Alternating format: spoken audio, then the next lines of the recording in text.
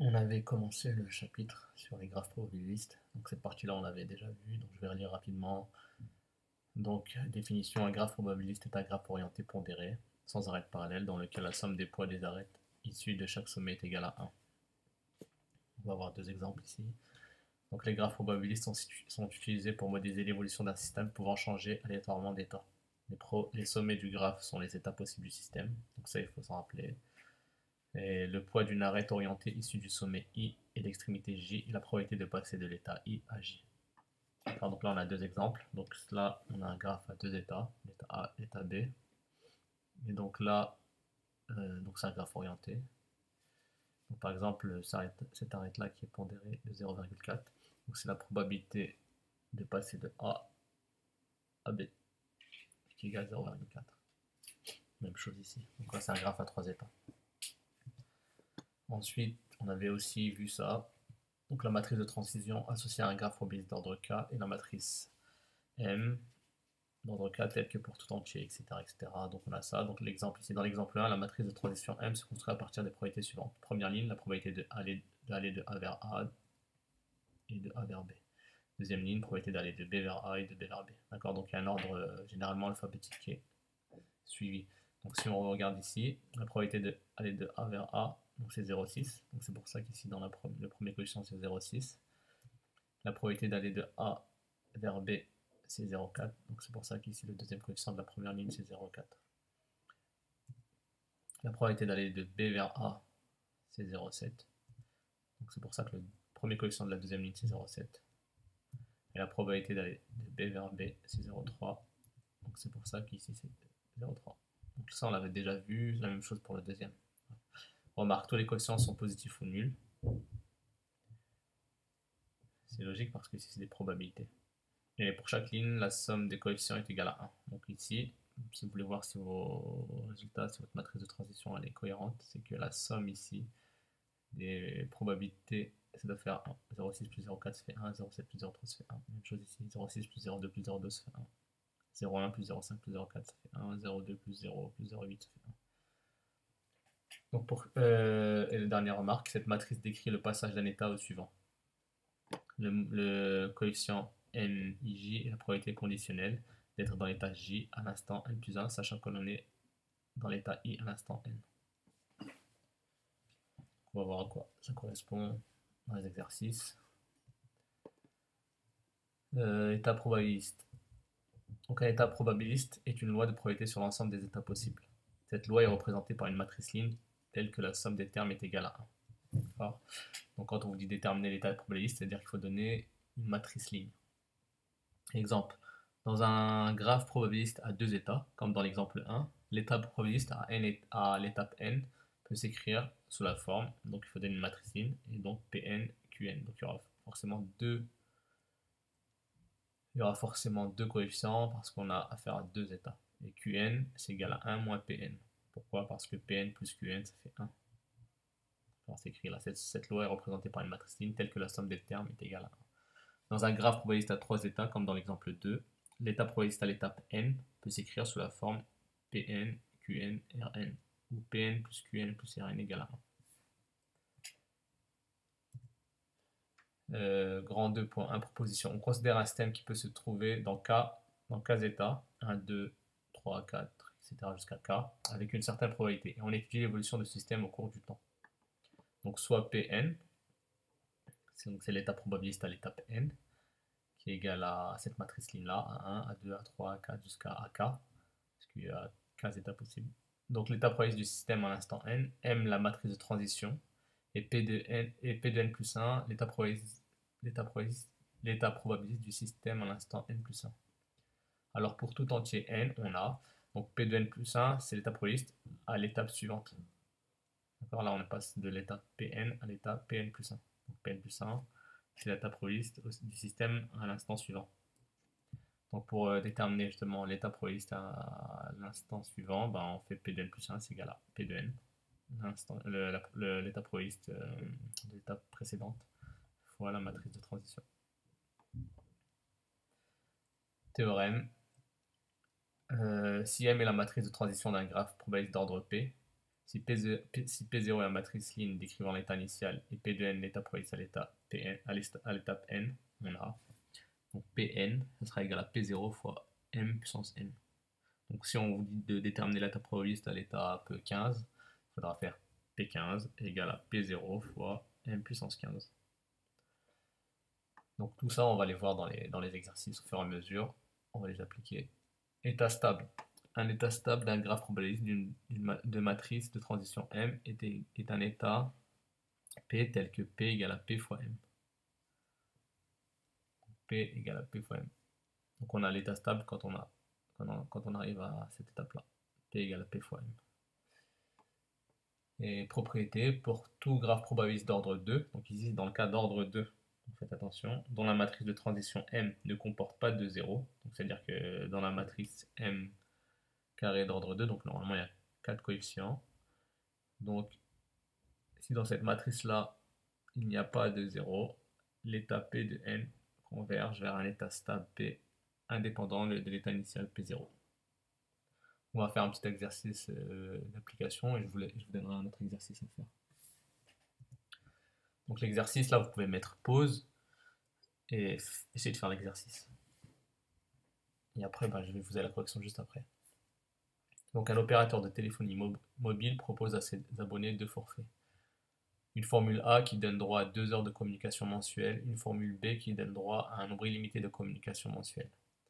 On admet que d'une année sur l'autre, le nombre de clients de cet opérateur est stable, et que 20% des clients ayant choisi la formule B changent de formule, et 30% des clients ayant choisi la formule A changent de formule.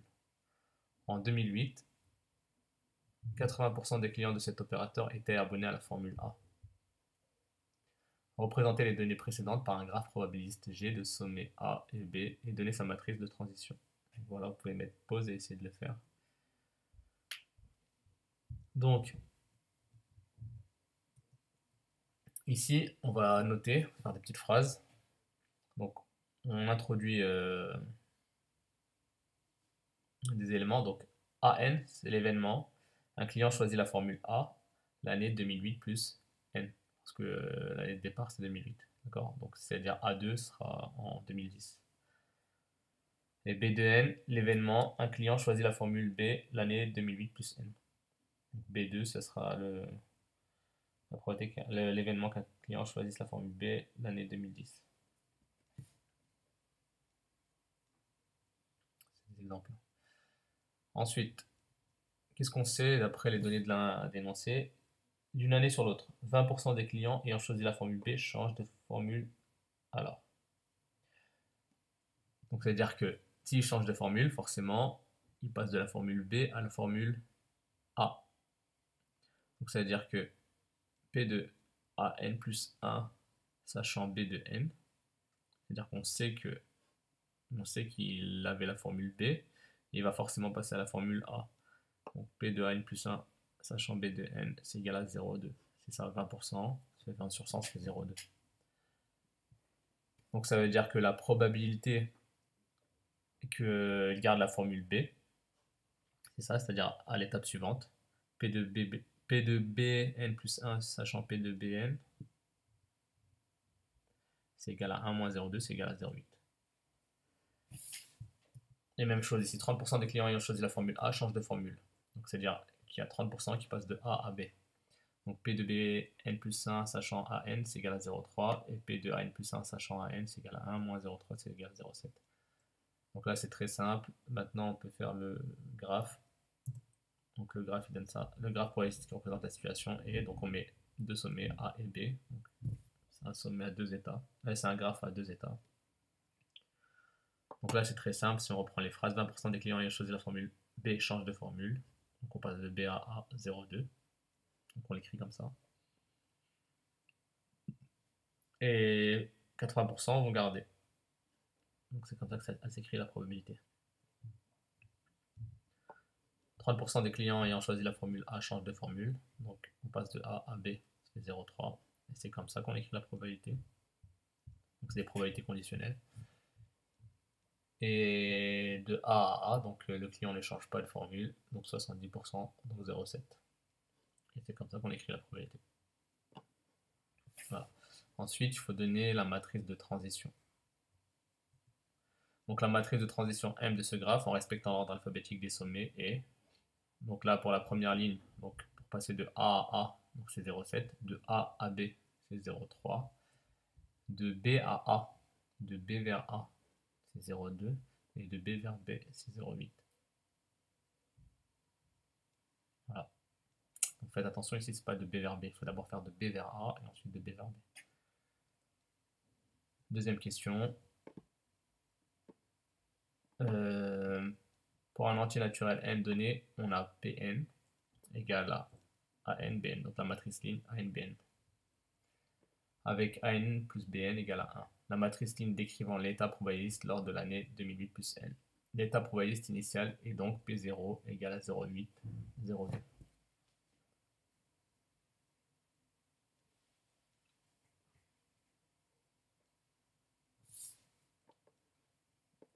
Pourquoi c'est 0,8, 0,2? Parce que si on revient à l'énoncé, ici, en 2008, 80% des clients de cet opérateur étaient abonnés à la formule A. Donc si 80% sont abonnés à la formule A, ça veut dire qu'il y en a 20% qui sont abonnés à la formule B. Donc c'est pour ça que P0 c'est égal à 0,8. Donc 80% sont abonnés à la formule A, 0,2, 20% sont abonnés à la formule B. D'accord? Et donc cette matrice-là, elle correspond à l'état probabiliste lors de l'année 2008 plus N. D'accord? Donc 2008 c'est l'année initiale. Question A, calcule la probabilité qu'un client soit abonné à la formule A en 2009. Donc en 2009, en gros, ce qu'on voudrait, c'est le coefficient de le premier coefficient de la matrice P de 1. Parce que P de 1, ça va correspondre justement à l'état probabiliste, à l'année de l'année 2009. Donc le rang de l'année 2009 est 1, parce que 2008 c'est 0. Donc 2009 c'est 1, si on remplace n par 1, ça fait 2009 plus 1, ça fait 2009. Or l'état probabiliste P de 1, c'est égal à P0 fois M. Donc là, je vous rappelle, on revient ici, c'est écrit là. Nous, on cherche à calculer P de 1. Donc si on cherche à calculer P de 1, c'est-à-dire qu'il faut remplacer n par 1. Donc ça va être égal à P0 fois M puissance 1. D'accord? Donc ça sert à l'écrire M puissance 1. D'accord? Donc, or l'état probabiliste P de 1 égale à P0 fois M, soit, et après on calcule. Donc, on va juste trouver P1. Donc P0, c'est cette matrice-là, fois celle-ci. Après on calcule, comme vous savez le faire. Donc 0,8 fois 0,7 plus 0,2 fois 0,2, etc. Donc là, ça fait 0,6 quand on fait ce calcul-là. Quand on fait ce calcul-là, ça fait 0,4. Donc là, on a trouvé P de 1. Donc là, le premier coefficient, ça correspond au pourcentage de clients ayant choisi la formule A en 2009.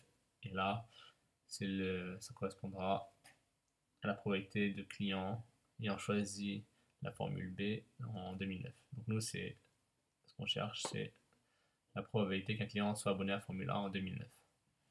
Donc la formule A, c'est 0,6. Donc la probabilité qu'un client soit abonné à la formule A en 2009 est de 0,6. Ça veut dire que 60% des clients sont abonnés à la formule A en 2009. Question B, montrer que pour tout entier naturel n, n plus 1 égale à 0,5 à n plus 0,2. Maintenant, on veut généraliser, mais c'est le même principe. Donc pour tout entier naturel n, l'état probabiliste, c'est P de n plus 1 égale à P de n fois m. D'accord? C'est celle-là, d'accord? Donc on sait que P de n plus 1, c'est égal à P de n fois m. C'est pour ça qu'il faut connaître son cours.